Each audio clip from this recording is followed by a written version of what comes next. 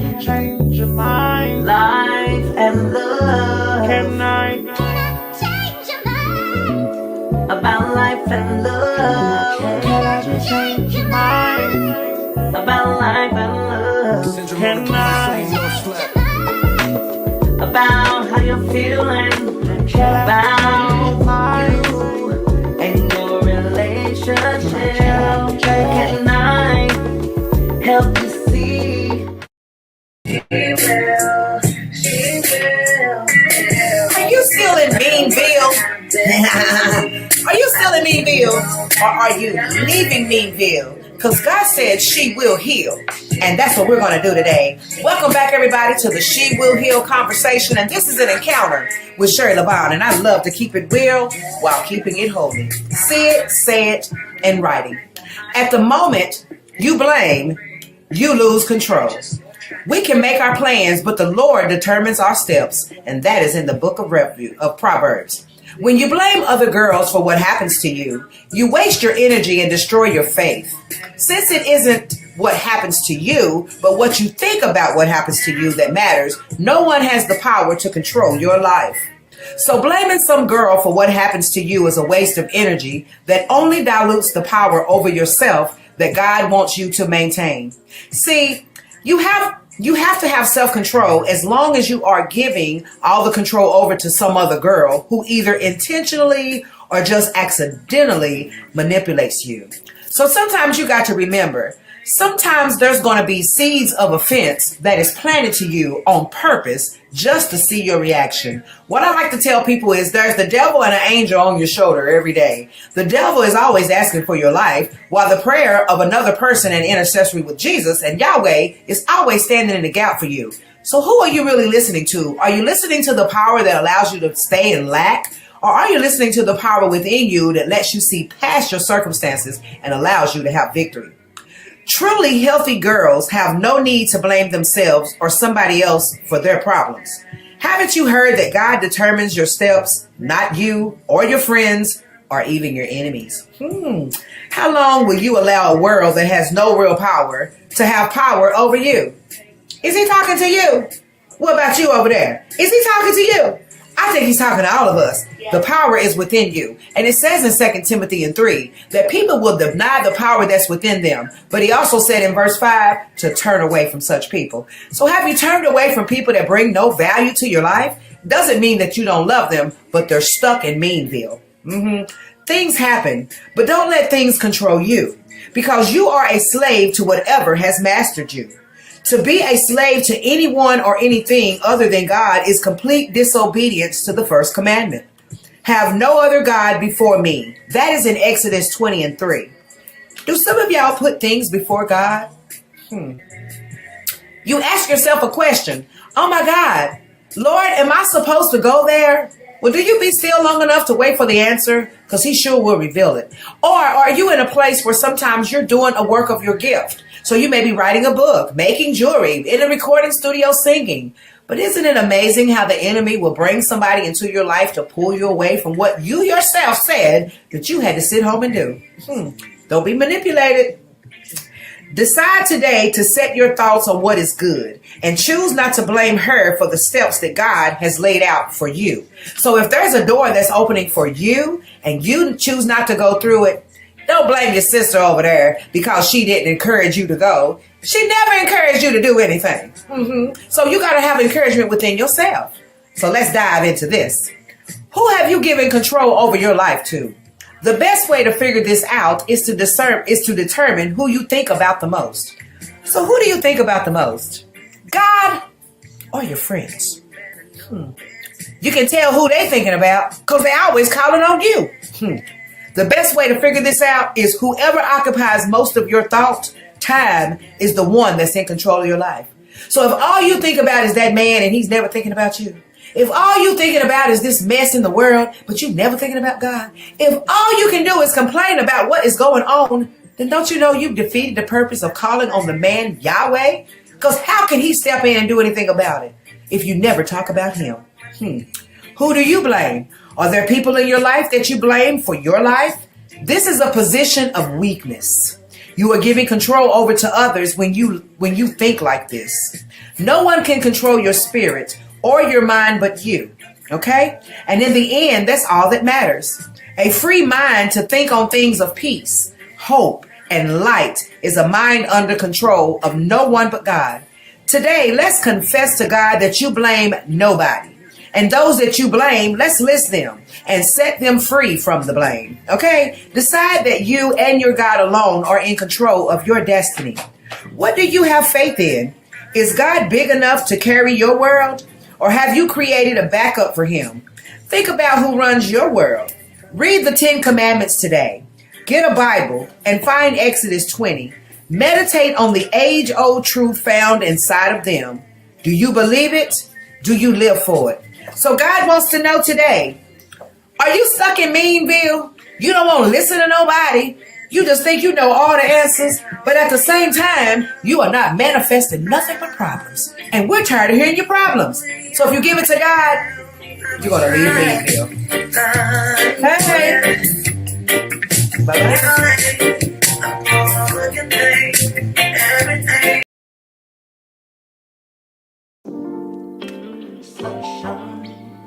I never thought I would be without you. Counting the days that you've been gone. Sunshine. And you was just here. On those cloudy days when I'm just like lions. Oh, how I miss your smile. How you looked at me like I was everything. You were my king. Oh, I love my sunshine. Go away when I see you shine. Pain, go away. You're my sunshine. Miss you. You are my sunshine. Driving in my car, I pray, 'cause I'm used to you sitting in the other seat, playing all the music, listening to your sport talk.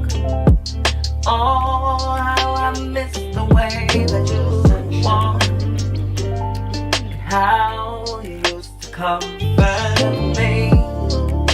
Oh, but not before we prayed and sang to our King. Yeah.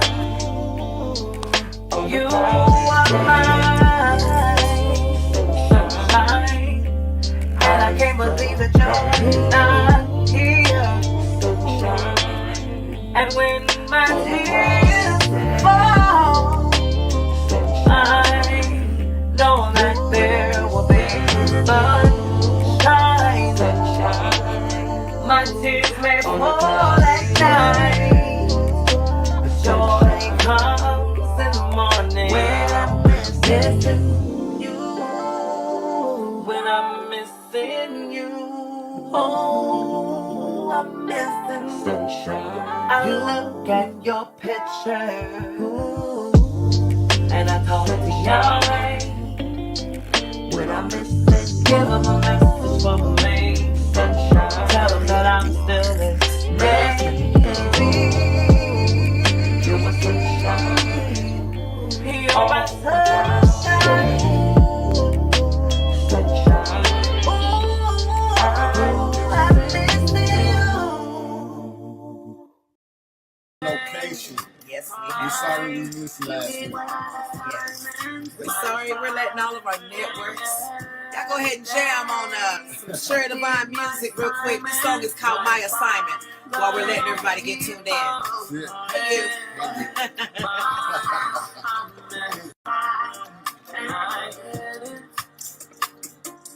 matter how they hurted me, I kept going. 'Cause I didn't make you stop me on the street, but I loved you. Making sure I get you in here to Even see though your face. that you didn't bother me. One slice is like 2 or 3 slices. It's like if you slice one slice, it's 3 slices. Yeah. You know, so you get like 15 slices of pizza if you recut it. And it's good. And it's really, really good. Now, what have I turned you on? What pizza have I turned you on? Because, see, ladies, we got to get the men eating a little healthy, even though it's pizza sometimes. We got them to eat a little healthy. What I got you eating on your pizza? Spinach, pineapple, pepperoni. Ain't it good? It's very good. People used to be like, pineapple. Listen, Oh, it's good. It's delicious. it is good. And put some spinach on there, y'all. Get the greens in there. It's it. Like today, he got on purple royalty. I got on the green today. We're going to start matching, though. We're going to start hooking up some outfits to be matching and everything. That's what we're going to be doing. But listen, you guys, y'all are listening to the sounds of Sherri Levine music, and it is available on YouTube. And we're about couples, y'all, about people loving each other, growing. And you all that are tuning in, we come on every Wednesday night just to have a powwow conversation. We ain't going to be on here very long, but we want to give you some biblical principles, and we want to talk about being in a relationship, life and love after divorce. Now, last week, Donnie, you shared with everybody, you know, some of your corners that you've had to go through. And in going through a divorce that you've learned now, and kind of sharing with the world some of your like some of your pain. It's nobody's business Right. what you went through, but to share, you know, that domestic violence, you shared, you know, just your part as a man being abused in your own way, whether it was, you said you got stabbed in the neck. Yeah, Emotionally, and then verbally. Right. And then because we can always point fingers, because I can always point fingers at what he did wrong to me. But then I had to take a look at what wrong I did. And one of the things that I found out about what I did was I took it. That's it. That was the only thing really wrong I did, because I used to take a look at myself and be like, what is it that I'm doing Exactly. that will cause someone you love, or you think you love, or you're supposed to love, and cause y'all to kind of totally go in different directions. It starts off, and I think it's mainly because it starts off physical. Yes. And one of the things is that, and I don't know if it's something that's just built into humanity, but somehow you think you can love a person through it. Right. Or love them out of where they at. Right. Why Like they you do can the change thing. them. Like you can change them, you know. And then on top of that, of course, listening to church folk, Right. you know, talking you into staying, but they never got discernment about your abuse. See what I'm saying? Right. But see, the thing is that you're going to reach a point to where you're going to realize that this person ain't going to change. They don't want to change. Right. Right. Especially when you bring church in it. So, did you get counseling? Oh, Did you get? we did 5 years of counseling, and Did you ever do any counseling outside of the church? No, I think that was part of the problem. Because everybody knew your business. Like sometimes you can talk to people in church. You have biased people. Right. You know, it's always, when you're doing it with somebody you know, it's always going to be somebody biased towards one person. You know what I mean? 'Cause right. They know the other person more than they know the other person. True. And it can also be that way for you, being that you're a man. Right. And sometimes there's favor on the man, because the woman 9 times out of 10 is the one leave the church or the one leave the situation. And we was under a church where one person married 3 women from the same church. Exactly. You know what I'm saying? Exactly. I mean, let's just keep it 100. A lot of people up in keep 100, and then turn. And the thing is that didn't turn around and be judgmental. Right. Like the people that's kind of experienced what people are going through, and because they've been delivered and maybe they're in a relationship now. Right. And because things are going good now. But did they forget that there was a time it wasn't good? Exactly. And they was lost too. Exactly. And to marry, you know, it has to be a strong woman to divorce your husband, and then y'all still go to the same church. Exactly. Like to me, that's really, I mean, yeah, it's doable because depending on the relationship you have with the woman. Right. You feel me? Like if you and that person that went to church together, and y'all might have sung in a choir together, y'all might have, just y'all come to a fellowship together, but y'all don't see each other outside church. Right. Y'all don't go lunch together. Right. You don't know my mama, I don't know your mama, your Exactly. kids don't know my kids don't know your kids. So that ain't a relationship. That's not a friendship.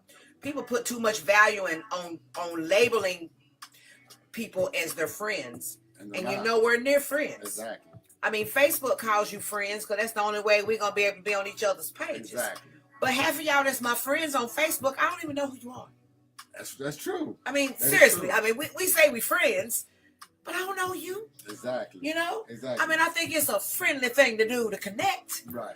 But it don't make you my friend. No. Because you're a stranger to me. Exactly. And God has to divinely bring people together that you get to have discernment to see how things line up with each other. Because everybody you don't line up with. You sure don't. And you got to have, so the question we brought was, what is it that, we can tell what the other person did? Right. And really, we don't have to. To be honest, we ain't got to tell nobody nothing. We ain't got to tell nobody what we've been through. But then also, in telling what we've been through, you get an opportunity to tell your side, but that person isn't there to really tell their side. So you have to take a look at what they did. Exactly. But what did you do? So what do you feel that you did that even in staying, what do you think you did to fuel the person to be even worse than probably they were? Because a lot of times, to me, taking the abuse and enabling someone to continue to hurt me or hurt you, you are building the demon up to be a giant. Exactly. And a demon ain't supposed to be no because giant. Because they for some, to a certain extent, they view you as weak, like they can still get away with it. Right. So they just progressively get worse. Right. Did you feel weak at any time? I didn't feel weak. I felt like that I was allowing stuff that I know my past self would have never put up with. Right. But when I got to that point to where I was like starting to, come back and be like, hey, I'm not going to do this no more, blah, blah, blah, blah. And so then it became a relationship of basically we was just roommates. Right. You do you and I'm going to do me. Right. No love, no intimacy, none of that. Right. And a lot of y'all out here, that's sometimes what happens is you're stuck in a relationship with somebody and it's not going anywhere. Like nobody is going to be able to, you're not going to grow as a couple. You're not going to grow individually because you both have stopped each other from reaching a point you need to be at. And so in my instance, because only a person can tell you them. And like I said before, I asked the question, Lord, why, even though I might have chose the wrong one, why am I choosing ones that take my weakness for kindness and the things that I do good, and you twist them into something that could be bad? And I've learned that a lot of times that's because that's the bad they were doing. Exactly. And they had to figure out a way to start a fight or start a way to bring division so they can go do what they do. Exactly. And then you not knowing, because you're the one that's stable and going to remain and still cook dinner and still wash the clothes. I mean, we as women, we got a routine. You'll work 15 hours. Yeah. And it's like men start to work more hours or stay gone longer or take more trips by themselves. You start to find that in that marriage, it's not even a marriage anymore. Like you said, you become roommates, sleeping in separate rooms. You don't cook for him no more. He don't come home to eat anymore. And as your mind and the devil allows your heart and your mind, they're disconnected. Number one. Exactly. Where do I send stars? Oh, that's so sweet. That's sweet. I think you just, I don't know. I think in there it's somewhere where you can send stars, or it may tell you how to send stars, or send stars to show your support. Oh, that's so sweet. That's a pinned comment. So I don't know. I guess you have to have stars to send stars, but it may be a little thing to tell you to do. I don't know. But girl, you a star. You send me stars all the time, girl. You coming to see me tomorrow, so I ain't worried about it, girl. That's it. But listen, y'all, in getting a divorce, and a lot of people that have came to us in dealing with relationships, you know, and in getting divorced and things of this nature, sometimes the taintness that comes along with you being the person that becomes friends with somebody who is going through a divorce. And so as you become, as you learn to communicate and start to share some of your experiences, what I've learned with Charles was that with us, we met back in October. And we were working together with some music. So it really started in August, coming aboard KVD and kind of finding your structure, and you got your location out west. And it made me feel honored because someone saw my gift. They heard me sing. You've heard me sing at church. Oh, yes. But wasn't quite sure what level I was wanting to be with music. But then one day he was like, I was on Pandora and you on Pandora. Exactly. And I'm like, it blew my mind. And what all I'm saying is that in the midst of life and love after the divorce, everybody, is after you get divorced, life is not over. It's not over. It's I met you at a time, Charles, where, and I call him Donnie. I met you at a time where we didn't know what was going on with you. That's right. But we can look at you sometimes and can kind of tell when people weight go up, down, they look stressed. You had all these frown lines all in your forehead. You're like, good Lord, I can ride my car down his forehead. He got 3 lanes.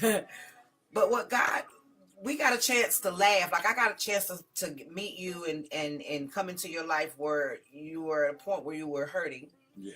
And not hurting about getting out, but hurting just because you gotta get out. Exactly. It's like, and, you know. And just to think about how it was done, Right. you know. I mean, because, you know, some people on the other hand, you know, they take it to the extreme, and then you have murders and all this. Correct. When you feel like you've been taken advantage of that way. But I wasn't gonna let it ruin my life like that. I just knew I had to get out, and I knew that there wasn't a person that God had for me. I had, you know, I had to come to the conclusion of a lot of stuff, and also not to pass blame, because this was me making these decisions to stay. Right.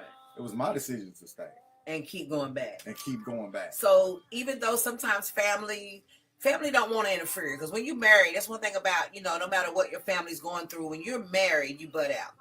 Yes. I mean, it is what it is. People try to interfere sometimes when they don't like somebody or something like that, but the more you don't like them and try to butt in, the more they stay. That's right. Okay. Sometimes y'all women out here got little girls, honey. The one you say don't be with, that be the one to be with. Okay. Or I don't like him, and then she like him more because you don't. Exactly.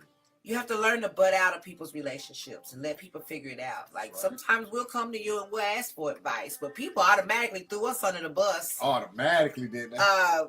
I mean, we was already married, and we was just getting to know each other. I'm like, well, what does KBD stand for? Like, can I be his friend? Like, y'all throwing me under the bus. Church people throwing me under the bus. Church leaders. And the thing is that, like I told you, when the truth comes out, it comes out in a way that nobody can deny their lies or their assumptions. Correct. Because you had nothing to do with my divorce. You're not the reason I left. I have never said anything out of the way to you. Romantically to you. Neither have you to me. No. All we had was a working relationship. Yeah.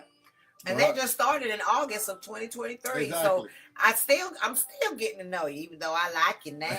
I like them, y'all. I like y'all. But the thing is that through someone going through something, like when I went through my divorce, I was at a point where I didn't really want a male friend to confide into, because sometimes that becomes where you replace somebody with somebody. The door opens. And you don't mean to. I mean, some of y'all get divorced and you like your attorneys, okay? But yeah, I would go there, wouldn't I? I ain't like mine, but I found out me and my mama had the same attorney. So when I went and got my divorce and my mama pulled up my daddy's paperwork, like we had the same attorney. Wow. 2 decades apart. Like, oh my God. I'm like, ooh, Linda. Ooh, girl. Okay. Yeah. But anyway, but the thing is, y'all, in getting a divorce, you don't know people's business.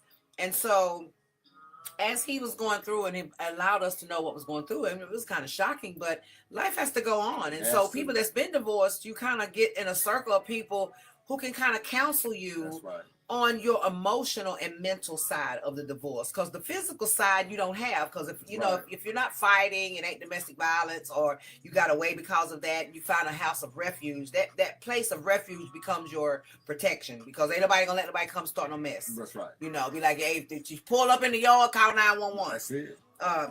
Luckily, you didn't have to go through all of that, because you have to make a clean break. You have to That's start right. changing bank accounts. You got to get your stuff out. Y'all Yeah. can't remain in the home You fighting. can't.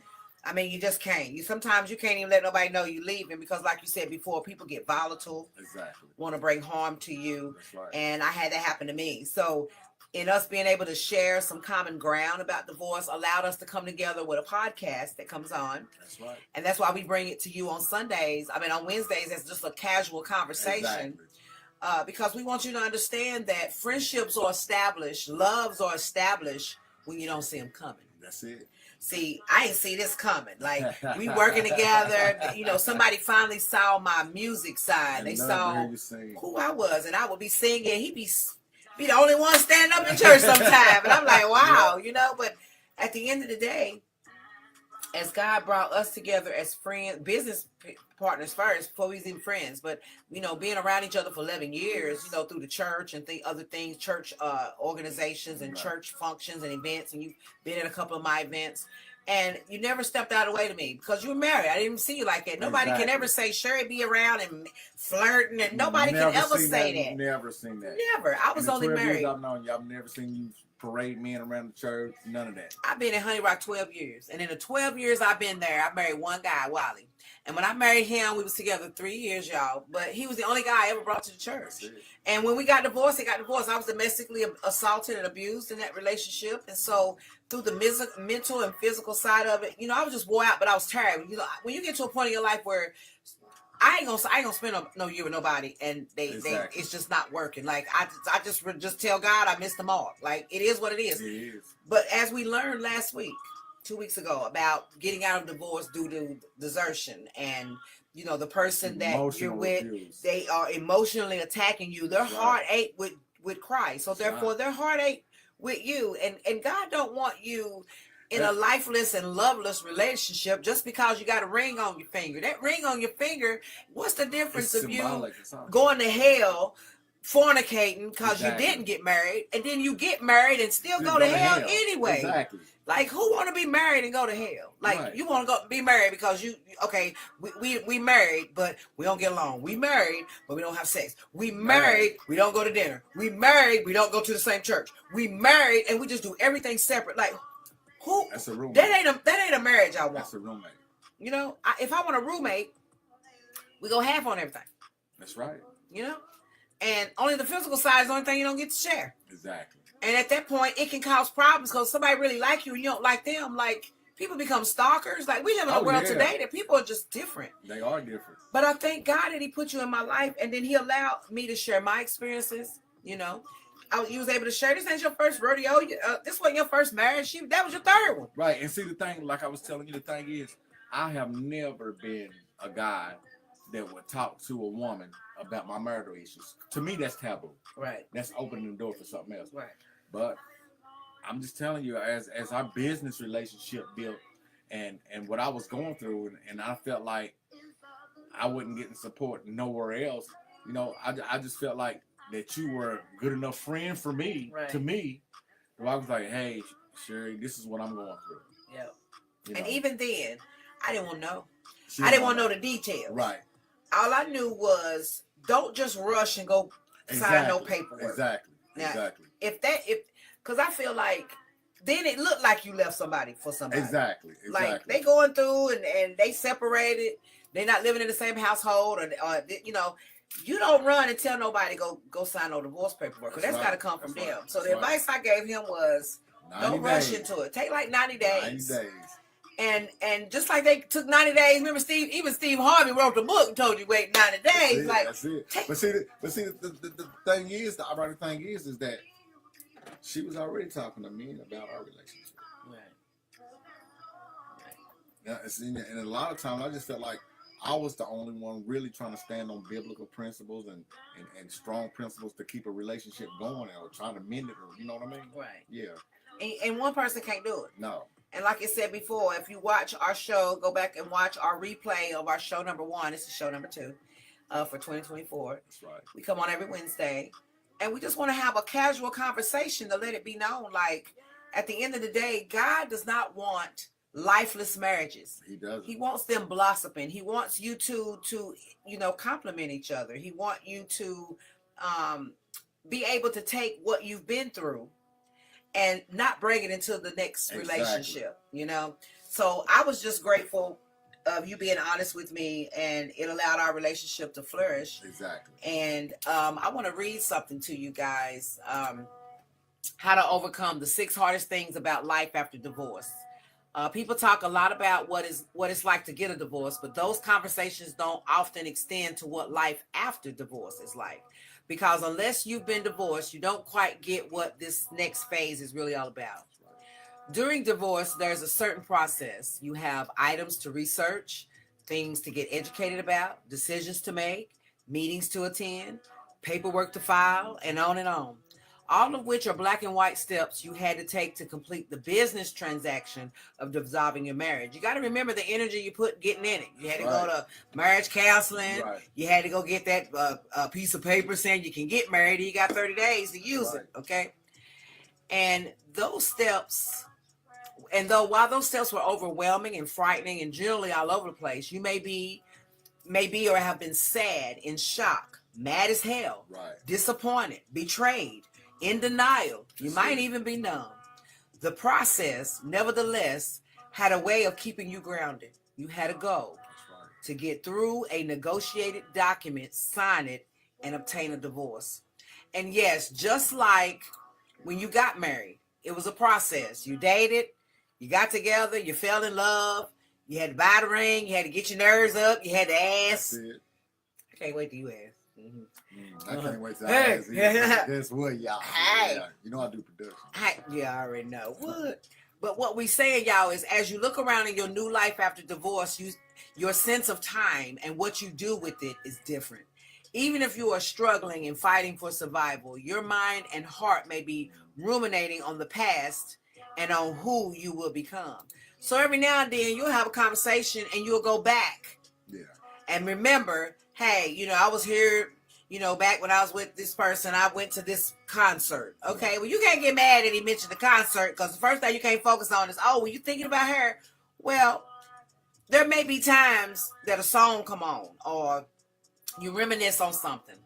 And that was a time you was with somebody. We all been there. We can all go back and say, well, I can remember Michael Jackson came to Knoxville. Well, you remember what you was doing when Michael Jackson came and who you was with or who you wasn't with or I wasn't old enough to be with nobody. I was with my parents. You know what I'm saying? So when you graduated, how was that? Let me say, I was in the 8th grade when you went to the Navy.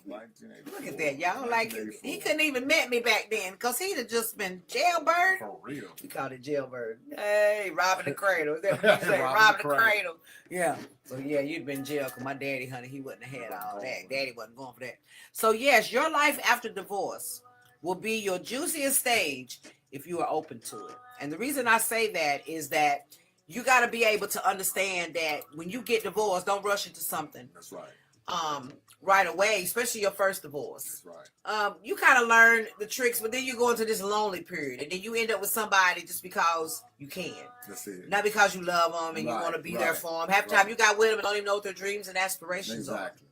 So in this season, God wants us to kind of value who you are and where you come from. Exactly. Remember where you've come from. Your other marriages, when you went through this divorce, you said, I ain't even never been through this process because I ain't never been the plaintiff. Never been a plaintiff, period. Every time you dealt with the court system. I was a defendant. So I didn't know how the hell it is, I mean, man, yeah, this was a different process. He said, he got his paperwork, y'all. He said, I'm the plaintiff. Normally it's Charles, the state versus Charles. Oh, the United States of America versus Charles. He said, I'm the plaintiff. I'm the plaintiff. That blessed me, y'all. That was so cute. But at the end of the day, it is a process that you will go through. Discovering And taking care of yourself will include preparing for what's coming in your life where possible. And that means implementing best practices that give you structure and also learning to let go. So, changing bank accounts, moving on with your life, kind of setting it up before it even happened. You don't wait till you get divorced and then change everything. Then that person will go in your bank account, start trying to withdraw money. And being that they still your spouse, they have every right to. Like, you can't get mad and be like, oh, well, she was grabbing your money 8 months ago. Well, what makes anything different now? Like, she's still your wife. So you got to be able to understand the steps and the processes of coming out of that divorce. And no matter how long you've been in it, okay? That's right. You got to be able to appreciate and the value of why you stayed in it. And like you said, there were biblical principles. Most women shouldn't be the one filing for divorce. It should be the man, especially when you know your heart ain't in it. You don't want to be there. Exactly. And you, like I said, you make the giant get bigger when you allow them to continue to treat you badly. And that's one thing that we just want to share, that we are not counselors. I am a life coach, certified, licensed coach, doing my thing. But listen, y'all, is that this stage involves taking time to consider deeply your story and what brought you to the end of your marriage. And I remember, yes, being a child, get up Sunday morning. Hey, I had those ruffled socks and those patent leather Sunday shoes. Purchase your tracks today. And had a slip on, ready to get my worship on. I gotta get up and go serve. Morning, I gotta hear the choir say, take the offering. I remember those ushers in those white dresses, oh, passing that offering plate, down the aisle. Oh, I remember those revivals all week. Churches all over town coming together and praising His name. We will take off our shoes and praise the Lord. Choirs jamming, tambourines playing, and we didn't care what time it was. I gotta get up and go serve Sunday morning.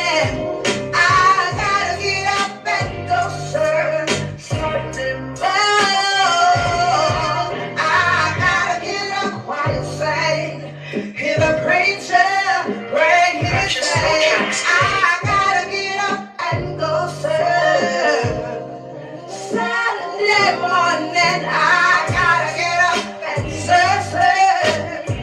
Sunday morning, hey, mother of the church, covering up those legs. When your shirt is too short, I gotta get served.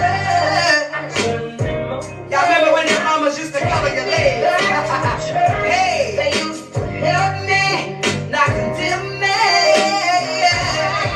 I gotta get up and serve. Sunday morning, I gotta get up and go serve. Sunday morning, see those children in Sunday school. Give my love, promise. And I promise you he will stop. Oh, give him all the troubles. I promise you he will stop. On your way, cause I know that he is able. You call me on the phone, you wanna gossip but you're alone, and you wanna know why your prayers ain't being answered. Well, have you been talking to God before you talk to me? You gotta take the time to listen so you can be brave. Give him all of your problems.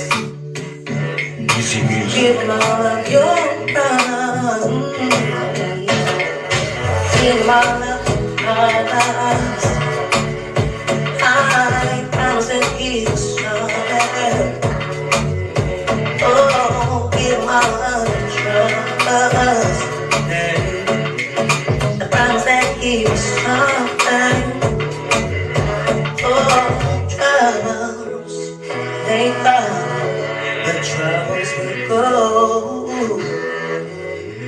many of y'all know those troubles will go? Troubles don't last long.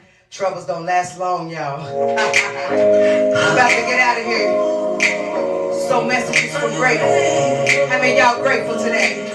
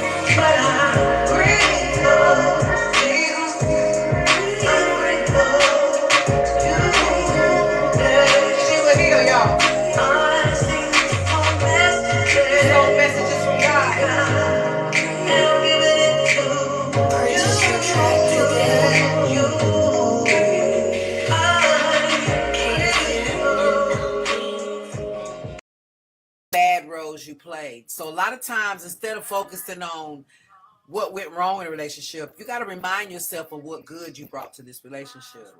If this person could not see the value of who you was, can't value the biblical principles that you shared, don't respect your vows, bring other people into your marriage and things of this nature. Well, once it's over and you draw that line, you know, everybody got a line. That's right.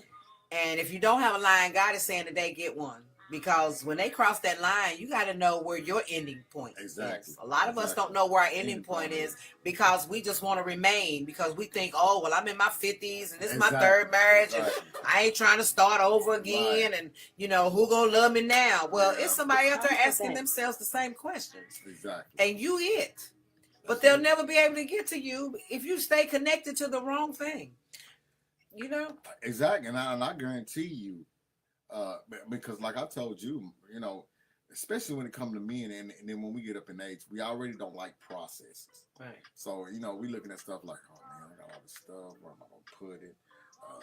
A bank account. Like, I gotta change all this stuff, man. It's like basically starting over. And the older you get, it's almost like starting over is like harder. You know what I mean? Because if I'd have been 23, you know what I mean? I've just been out. But when you connect and the love and life after divorce, when you allow God to show you that person that you know you're supposed to be with, that's going to help you get to your destiny, you're going to help them to get to theirs. That's what it's all about. And that's really the mistake that a lot of people have made throughout their life. They was with the wrong person. Right. And you stay in it for the biblical principles. Exactly. You do seek counsel from your church. We're not telling nobody not to seek counsel from your church, because if your church cares about you, that's right, and you take it to, you know, your pastor, and you try to resolve a resolution, you need 3 meetings. You need to meet 3 times in reference to dissolving your marriage, because it's not up to them to tell you to do it. Exactly. Because only you know what you deal with when you go home. Exactly. Your household should come first before your ministry. So when you start putting your ministry over the church, putting your ministry over your family, well, that's a cover up. And it's going to still cause, it's still going to cause problems in the home. Exactly. Because it's, at the end of the day, we were talking about the 25 signs of bad church leadership. Exactly. And we're going to close on that tonight. Because we want you to understand that a lot of times we're trapped up under leaders Exactly. that really don't have our best interest at heart. They don't. And some of them are in bad relationships themselves. They may be married, Right. but they don't sleep in the same room. They don't. They may be married, but they got children that are living together out of wedlock and having kids out of wedlock and shacking and being with their boyfriends or whatever. But they don't come to church and tell you They don't mention it. those things. They don't get in the pulpit and talk about those things. That's right. That is life. That's right. It's called life. It's called you life. know, I mean, didn't me and you all start off with people that wasn't our husbands? Exactly. Okay. Exactly. Then some of us have some children, and that man wasn't our husband. That's right. Okay. And then we disappoint our moms and make them upset on some of them decisions we made. Exactly. But we still here, ain't we? That's right. And that's what I'm trying to let you know today. Your downfalls and mistakes that you make, it's not up for man It's not. to tell you what's in here. That's right. You can give me biblical instruction on how to do it. That's right. But once God gives me an exit, I'm not listening to man no more. That's right. Exactly. Man cannot overpower God. That's right. And if you choose to stay with somebody and y'all don't sleep together, y'all in different rooms, y'all roommates, well then that's you, because That's right. your heart is gonna lust after people. That's right. And as you lust for them, you're gonna burn in hell. That's right. So you can be married and go to hell. Commit adultery. And you know, and then sit around and you're fornicating, and every day you're repenting. So every day you do it, and you repent, you're free. Just remember that. That's right. Because why be married to somebody and you out here lusting and your heart desires other people, then you're still committing adultery. That's right. So you're going to burn in hell. So I don't want you burning in hell. That's right. I want you to live life and have a long life and have a happy life. Happy life. And your heart going to tell you. And if you take time, some of us have to take time to be by ourselves, especially women. Exactly. Because then he said, a man who find a wife find a good thing. Well, then what good thing are you if you don't know who you are? Exactly. If you don't know who you are, you still struggling, you ain't ready. That's right. Because then God going to bring a king to be able to bless you, but you ain't going to be able to know what to do with him. Exactly. You ain't going to know how to love him. You ain't going to know how to take care of your house. You ain't going to be nobody that's a good steward of your money. That's right. You're just going to be all over the place. So you get mad if a man gets with another woman of another race or somebody else that's educated or don't look like they should be together, but that person makes them grow. That's right.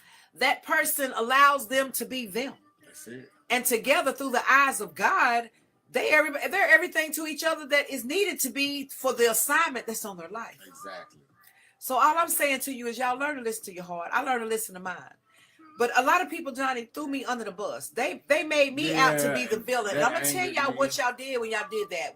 When his friendship and I became friends and working together, and y'all saw that, then y'all started to learn that, oh, he's going through a divorce and all of this. And then it becomes, oh, well, they've been messing together. They've been doing this. Exactly. Okay, well then first of all, friends and family who really cared and loved us, we don't hide secrets, we grown. And if we would have been seeing each other long ago, well, guess what? The divorce would have happened long ago. It wouldn't be happening right now because I don't live in sin like that. And both of our moms wouldn't deal with that in the first place. First thing your mama said to me was, y'all do it right. We gonna do it right. We're gonna do it right. I mean, if you are my son's friend and you make my son happy and got a smile on his face and I ain't seen in years, well then I'm for the friendship, but y'all gonna do it right. Exactly. And I can honor that. And that's how he honored me. Same thing with my mama. My mama said, listen, we can't help what you've been through. But all I know is that my daughter and you got a light. Exactly. Be friends and do it right. And I like that. Y'all got a light, so be friends and do it right. And that's exactly what happened. But I had church leaders, people running up to the pastor, just trying to dog me out. Well, first of all, why they dog me out, not dog you out? I mean, they should have been dogging you out. Be like, who that dogged it? But they dogged me out, y'all. They should have been dogging nobody. They should have been dogging nobody. But the thing is that instead of making assumptions and telling lies, simply for two reasons. One, because maybe somebody didn't like you or they didn't like me. But maybe somebody like me and somebody like you. So even though you're going through what you're going through, they mad that they can't pick who you be with. Exactly. And the thing is, the whole time, nobody came to either one of us. Nobody ever asked to find what was going on. Nobody even pulled us in a room. Now, I've been in many meetings at the church, okay, about all kind of stuff. They pull my name out there like Sherri having weddings for $1,500 at church. I ain't know about it. I'm thinking like, what? Like, and I'm in a meeting because I'm in a meeting like I really did it. You know what I'm saying? And I'm like, well, here's the proof. But that's what I was telling you. Yeah. But you know about the situation we was talking about today, and you went back to get your printer and all Right. that stuff. And I don't care who get mad, because you know ain't none of them approach me. Right. But the thing is this to me mentally, this is what this look like. It says in the Bible, if you have a out with your brother, go to your brother. Right. Try to solve it. Right. But instead of doing that, I'm calling apostle. I'm calling the pastor. I'm calling apostle. Man, grow I'm up calling the pastor. spiritually. I'm calling the minister. Really. But they never call you. Don't never come to you. And that's all we're saying, is that in love and war with our brothers and sisters, and the same thing the pastors has given to us. We've been up under pastors, y'all, all our life. Exactly. When are you going to get off the bottle and take what you've been taught and equipped and go out and teach what God has taught you? The pastor gave you the direction of where you needed to go, but only you and your relationship with that Bible and your God is going to get you to where the wisdom and knowledge come from, because you've been already given it to you. Exactly. You know, God spits out lukewarm people. So people that's crossing the line, one day they this way, one day this way. This day they like you, this day they don't. God's spitting y'all people out. Check out sign number 23. What does that say? Misuse scripture to justify abusive behaviors. All the time. Now on our page, we got 25 Signs of bad church leadership. And what we mean by that, and we ain't talking about pastors, and if it ain't you, then you should be able to agree and be able to identify with the spirits. We ain't calling nobody, but only you know who you are. Exactly. I have to listen to sermons all the time, and when I'm listening to sermons, I ain't offended. If I'm getting convicted, I have to go to the Holy Spirit and say, is this me? Or if I feel some kind of way, Right. you know, get a little heavy, God bless you. Right. Hey, Harold Davis. If I feel a little convicted about a message or whatever, I'm going to tell you 2 reasons why I'm convicted by a message. Is 1, you're on my street. That's it. Or number 2, you done took what I told you and you put it in the pulpit. Exactly. You ain't got no business taking what I shared with you about my issue. Exactly. And next thing I know, it's up there in the pulpit and you using it as your sermon. Now, I ain't got no problem with you being motivated by what I done shared with you. But when you put my business in that pulpit and then you angry at the people because they're not receiving nothing, or you get your sermons become so loud where you screaming and hollering like you my daddy. Okay, first of all, my daddy is in the ground. He dead. He gone to heaven. Okay, my daddy gone. And even when my daddy was living, he didn't have to holler at me and scream and yell at me to get me to understand something. Right. Half the time when he hollered and screamed at me was because I was ignoring him. That's right.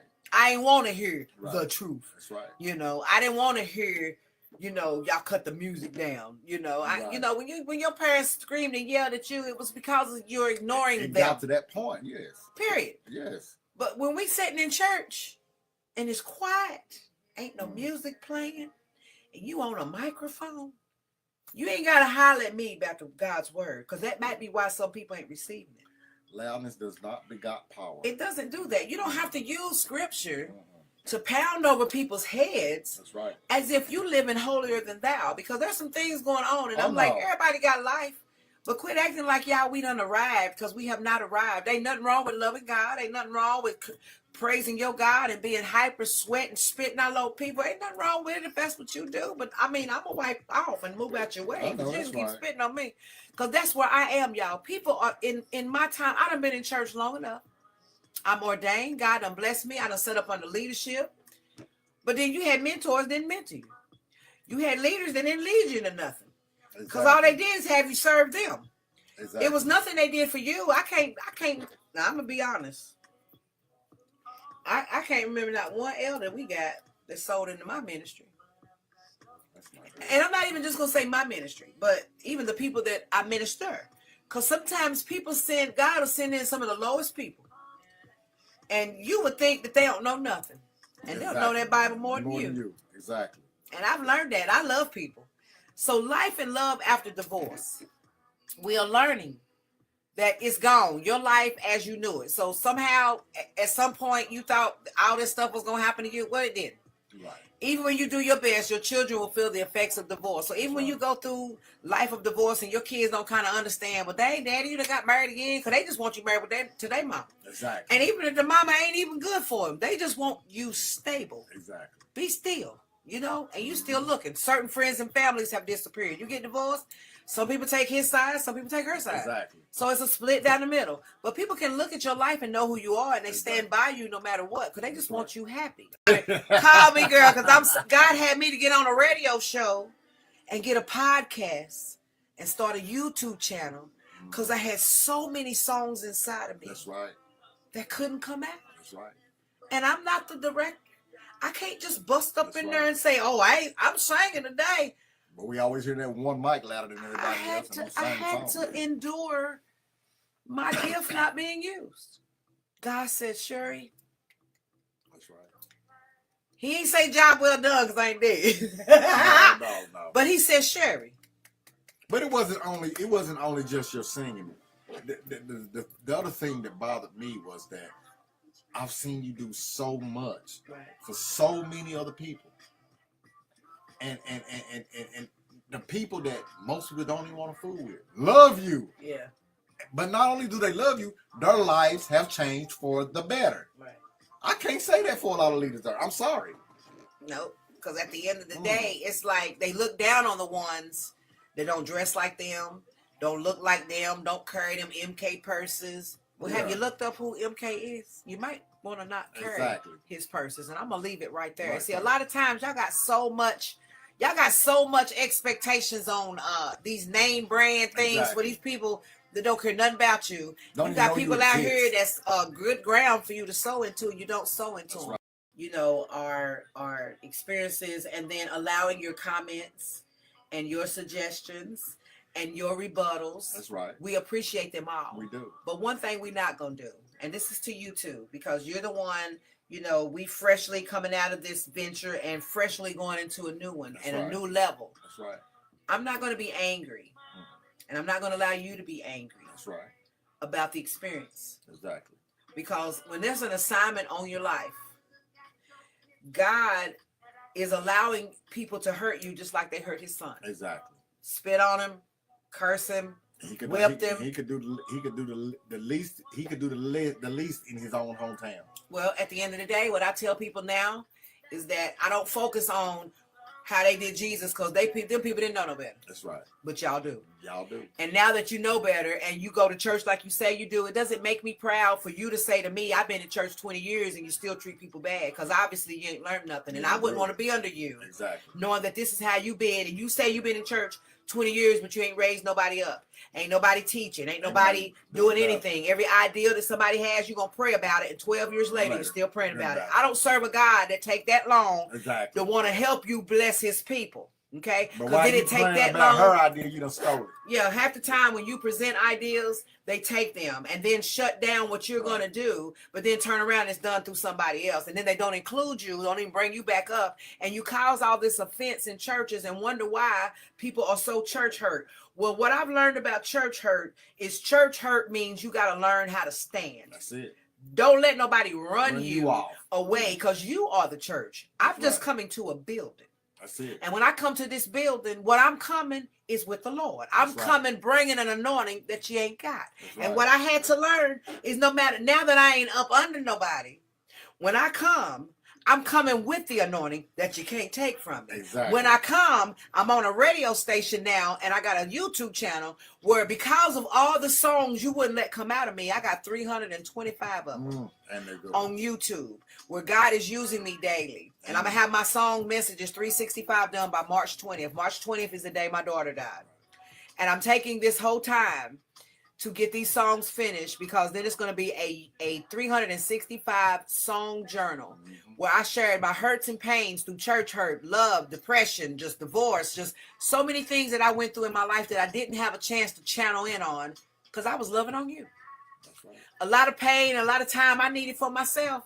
I didn't take it for me because I was loving on you. Exactly.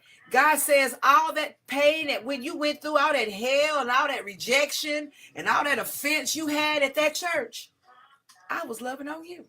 See, that's what God said to me. Sherri, even though you felt neglected, Sherri, even though you was alone, Sherri, even though they didn't really treat you right, I was with you the whole time. Exactly. And what they did to you, they was doing it to me. When they lied on you, they were lying on me. Exactly. When they denied you, they was denying me. Exactly. So the love that I have now, as God says, Sherri, in your absence, will bring your presence. Oh, and it's happening right now. Right now. Right. And now. I still love people. I think I love people more. That's right. But where I'm at in my life is I'm on Sherri's lane. That's right. And Charles, I just want to say thank you for, as our friendship has developed and is blossoming into way more. Right. You know, I honor and respect you for who you are. I have respected your marriage and your divorce that you're going through. Yes, you have. I'm glad that I can be transparent enough to allow you to know to take time for yourself. Exactly. To re-love yourself again. Because if you don't love yourself, you're never going to love anybody. And you're right. You know? And I'm just grateful that he allowed us to obtain a true friendship, a working relationship. And now as God is elevating us on another level, as one door closes, another one will begin. Exactly. And see, the thing is people don't know. It's when I first contacted you, you told me. You was like, slow it down. It might not even be what you think. Yeah. You remember that? I did. And you told me, take time. Let God do what he got to do. That's right. So I took 90 days. 90 whole days. He actually took more than that, y'all. Let's see, I really November, did. December, January, February. He took 4 months. I took 120 4 days. months. 120 4 days. months. But I'm going to tell you what's good about that 120 days. God just gave me a revelation. It took you 120 days. Mm-hmm. But that's 1 and 2 is a 12-year marriage. Wow. Wow. So even though the time you gave, you still took the 12. That's right. Which is discipleship. Exactly. I see that. A tribe. I see that. It's like God says you honored it. You even ended it. She was having hard conversations with me, Lord, as a friend, Lord. I mean, really, you know, I needed to hear it, even though sometimes I did not want to hear it. But it was some stuff I needed to hear. Like, get yourself together. Yeah. You got because you don't need to hear about what she did wrong. Because what did you did wrong? Because see, you did wrong by staying because you made it worse. Exactly. And that's all we saying, y'all. Yeah. When you love somebody, you get better. That's right. When you love somebody, you become more compassionate. That's it. When you love somebody, you become more intimate. That's right. But loving somebody doesn't mean that you become a monster. Exactly. And that's all God is saying. So y'all, we're going to end with one of my song messages from God. And I think I want to end it with, are you a doer? Because God wants to know, are you doing the work of the Lord? I know I'm a worker. Yeah. So we're gonna go ahead and end with this. We appreciate you. We thank you guys for tuning in. We were a little late tonight. We're in our new office. We just want to thank y'all. Let me give y'all a little spin around real quick. Look at this office, y'all. Hey. Y'all stay tuned to the album. Hey, we're gonna be together, y'all. I love it. She hooked it up, y'all. I'm trying to tell you. Hey. Her call me. She got some problems. That's all I'm saying. I know how y'all do it. Hey, are you a doer? Are you a doer?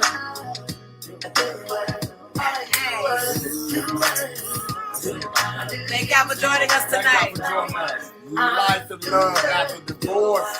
Can I eat some pizza now? I gotta eat some pizza. Alright, don't be jealous. If you gonna believe, starting today, troubles don't last long. Come on, you gotta pray them away. You gonna pray that, pray, gonna have to believe that God.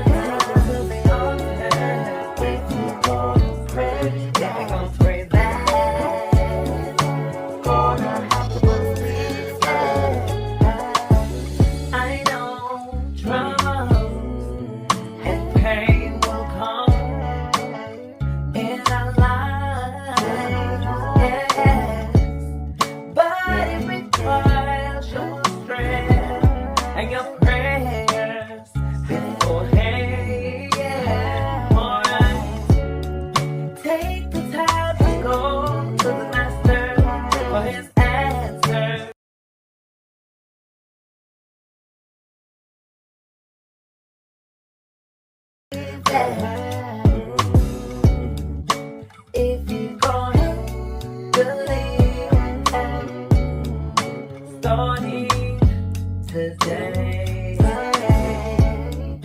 Troubles don't last long. Come on, you gotta pray them away. You're gonna pray that. You're gonna pray that. Pray. Gonna have to believe that. Gotta have to believe on that. If you're gonna pray, yeah, you're gonna pray that.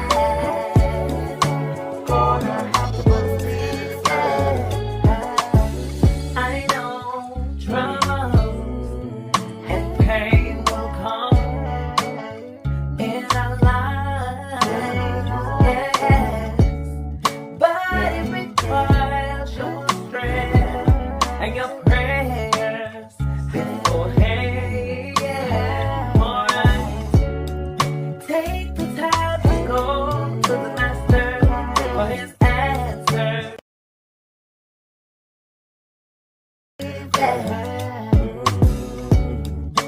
If you go, I know trouble and pain